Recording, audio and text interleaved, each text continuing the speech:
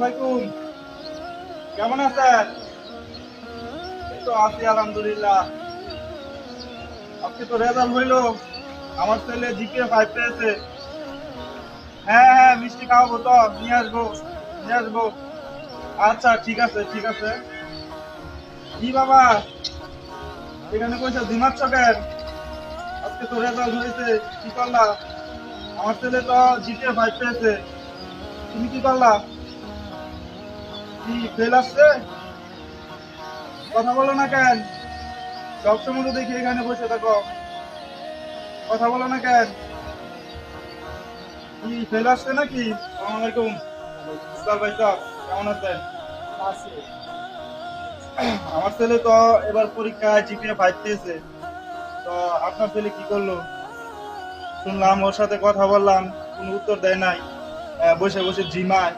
তো কি ছেলেকে কিভাবে কি দেখাশোনা করেন নাই নাকি? ওর কথাবার্তা দেখে মনে হচ্ছে যে ফেল করছে। তো ফেল করলো কেন? কি ব্যাপার একটু বলেন তো খুলে।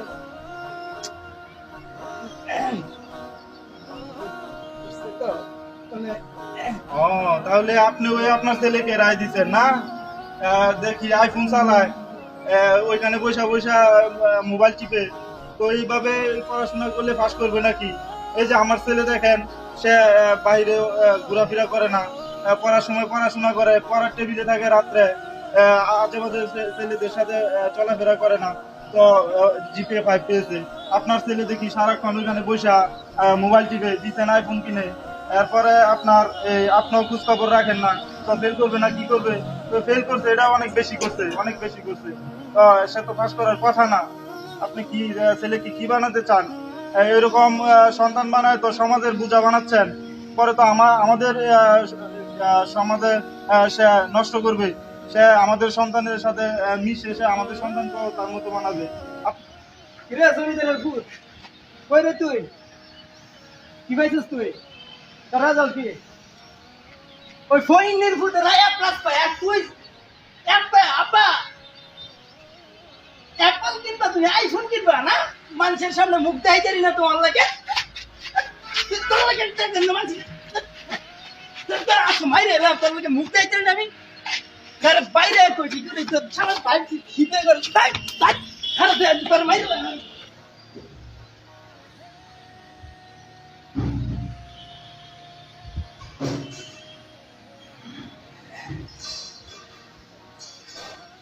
কে জমিদার বাবু খাইতে বসছস? তাহলে লই গেল তো শরম করে না? মানুষের মুখ দেখাইতারি না, বাবার বাবা ধ্বংস করতে হবে। আজ থেকে তুই খাওয়া বন্ধ কর, লাজতে থাকবি তুই খাইতে রে। ফের করছস করে মুখ দেখাস কেন তুই? মাথা রাস্তা তুই জিনা তোর বাবুই আমার।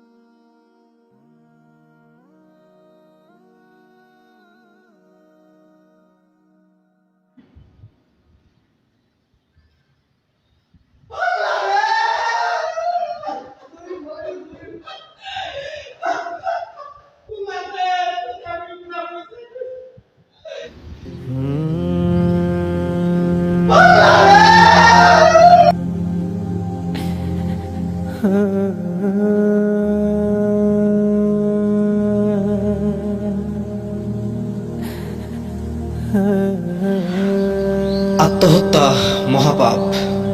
প্রিয় শিক্ষার্থীগণ, মনে রাখবে, ফেল করা মানেই সব শেষ তা কিন্তু নয়।